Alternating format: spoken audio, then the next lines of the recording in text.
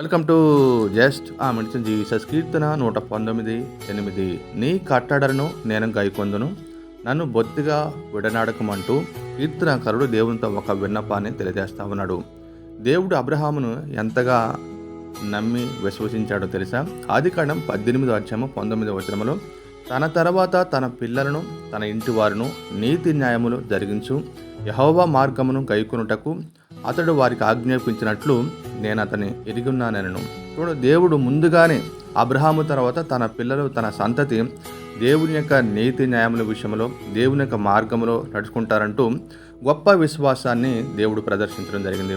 అందుకే కీర్తనకారుడు నీ యొక్క కట్టడలు నేను గైకొంటాను, నన్ను బొత్తిగా విడనాడకమంటూ నీ మార్గములో నీ యొక్క నీతి న్యాయముల విషయంలో నేను తప్పక విధేయత కలిగి జీవిస్తానంటూ విశ్వాసాన్ని వ్యక్తపరుస్తా ఉన్నాడు. కాబట్టి నన్ను ఏమాత్రం కూడా విడవకంటూ దేవునితో మనం చేస్తా ఉన్నాడు. అట్టి కృప దేవుడు మనకు కూడా అనుగ్రహించును గాక.